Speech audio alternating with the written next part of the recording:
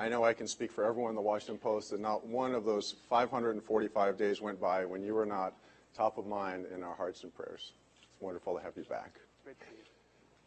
Well, instrumental in securing Jason's release was Secretary of State John Kerry.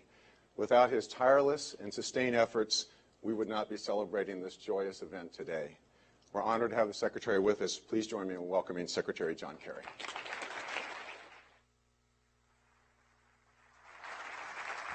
Thank you. This is a special, special time, man. Happy to have you up. Thank you. Thank you very much. Thank you, Fred. Thank you. Thank you, and good morning, everybody. And weeks ago, and I did receive the invitation to come here weeks before we knew whether or not Jason would be able to be released and the others. I really look forward to being here for this celebration, special celebration of the opening of the building and the moving of the Washington Post. But obviously, this is particularly sweet for everybody now that Jason is home. In the military, as you all know, and in other dangerous callings, the most sacred pledge that you can make is to never leave a buddy behind.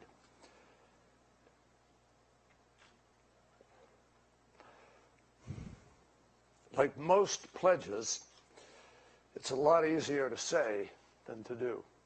Carol Morello wrote a wonderful story the other day from Cambodia about the efforts of Bill Gaudry that are 34 years in the doing. So no matter how great the effort, and it was really special, your folks here at the Post, the senior leadership, did an absolutely remarkable job everywhere. And they were everywhere and consistent. And Jason, you have the best bosses you could have in that regard.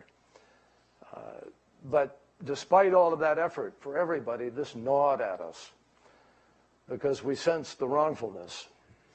And we knew that Jason and others were living the consequences, 545 days.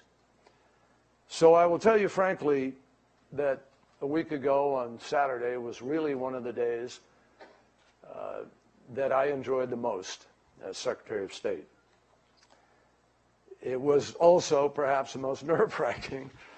I have to tell you that we had 12 hours of delay working through complications on implementation day, last-minute negotiations.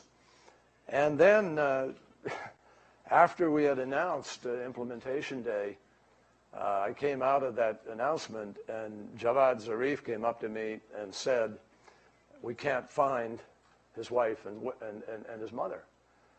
Now, you know, from some people that might make sense, but Iran couldn't find the wife and mother.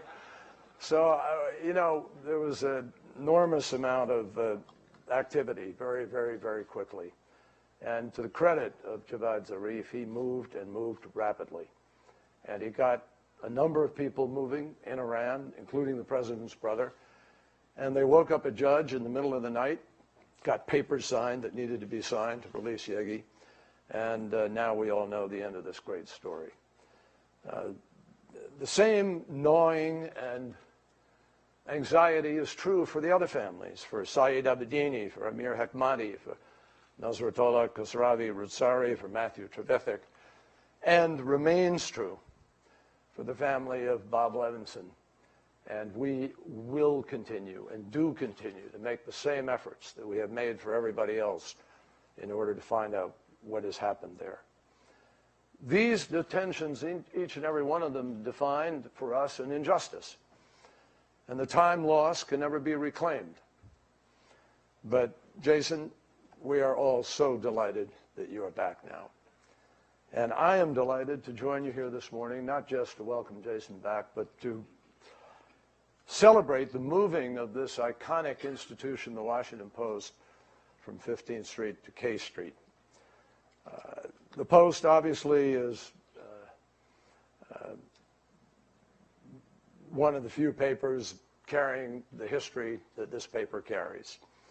I can tell you personally, there's nothing like sitting down in the morning, reading a story, catching up quickly on the Patriots or the Bruins, and then Marty will understand that.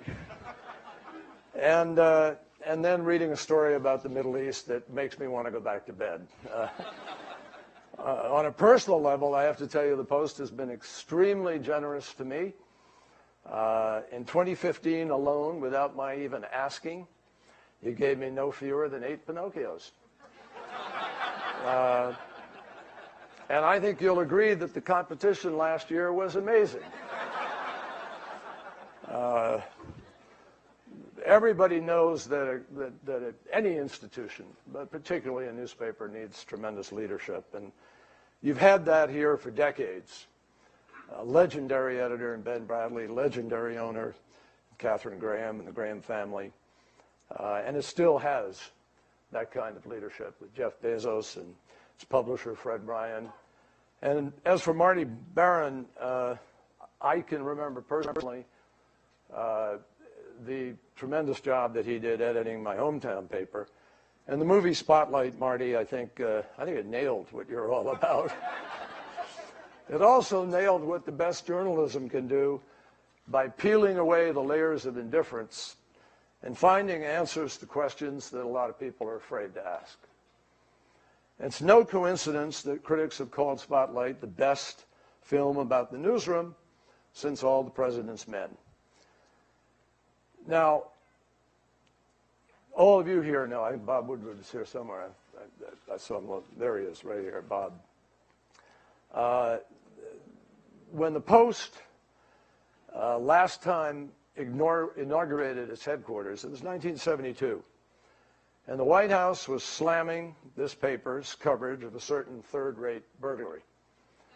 And a year earlier, the Nixon administration had tried passionately to stop the publishing of the Pentagon Papers. And for many of us, this was a formative moment in our political lives and in our lives, period. Make no mistake, one reason that so many people in the media today are prepared to tell the truth, to stand up to powerful interests, is precisely because the Washington Post proved that not even the President of the United States is above the law. So as you enter a new home, you bring with you some glorious and some ink-stained baggage. Not only from Woodward and Bernstein, but from Greenfield, Broder, McGrory, Buchwald, Herblock, Povich, Raspberry, Bradley, and many, many more. That's what you bring with you, but you also bring something else. You bring a commitment to the future and to defining the future that is different from so many countries that I am privileged to visit in my capacity as secretary. The dedication of this building is a neon sign of faith in the future of journalism, the future of newspapers themselves.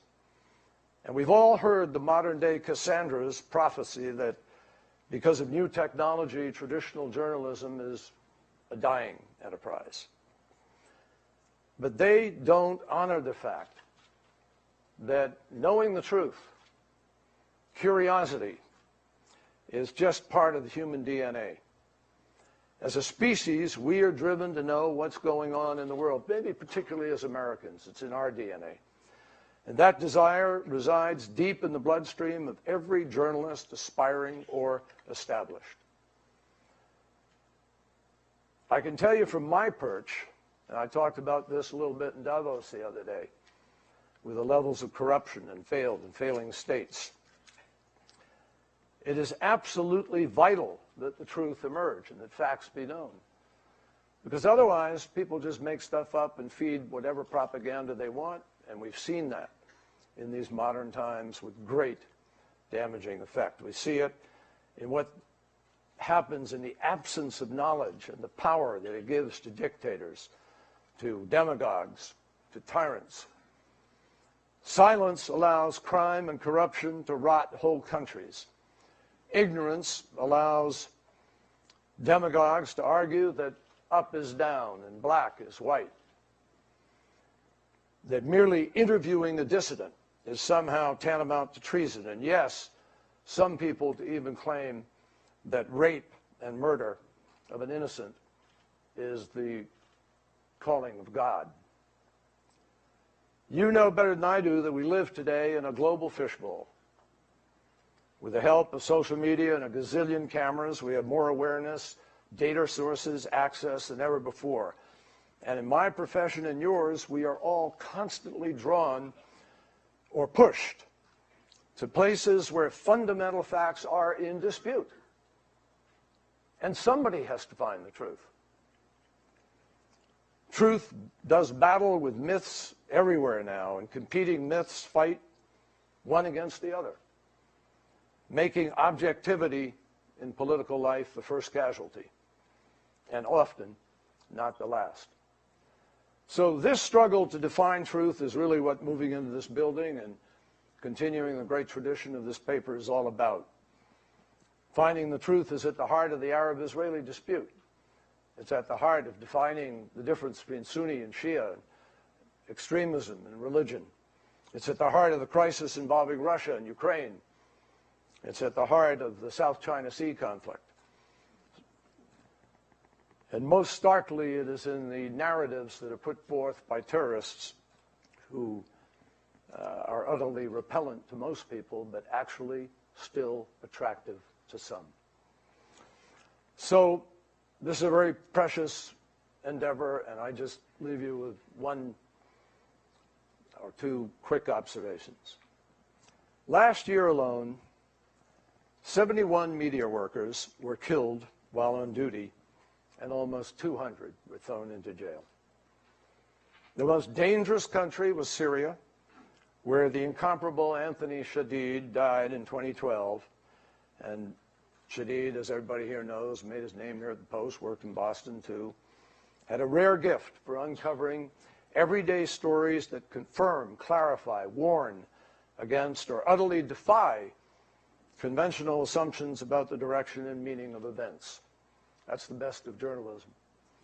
And while pursuing these essential stories, he was shot and wounded in the West Bank, kidnapped and beaten in Libya, stalked in Lebanon, all before he even secretly entered into Syria to report on the civil war. Years ago, when I was in Vietnam, I would read occasionally or hear occasionally of a journalist who was killed, who had died. And almost always the reason was essentially an accident.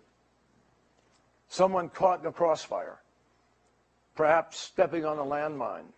I think what distinguished it is it was essentially anonymous. That is not true today. Journalists then were rarely hunted. Today they are.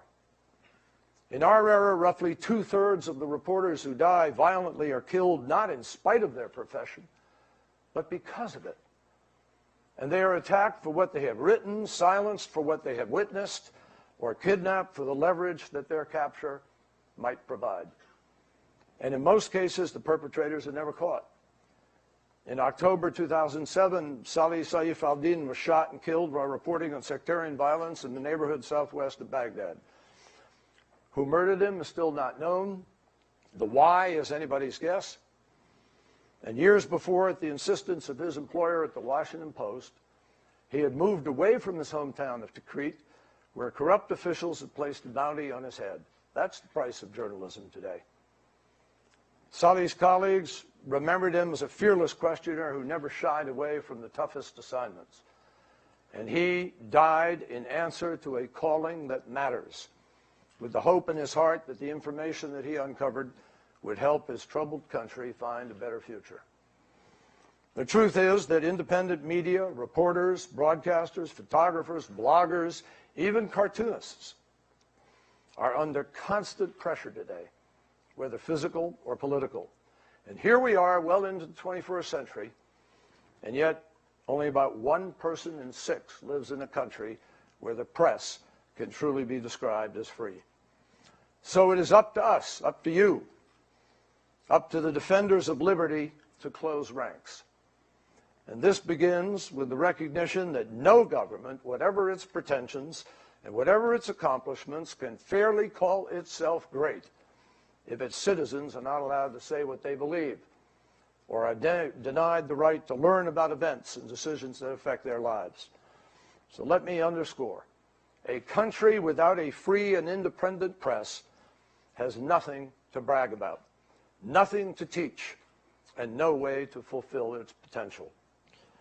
To those who try to intimidate or imprison reporters, we need to stand up and say loud and clear that committing journalism, reporting on the truth, is not a crime.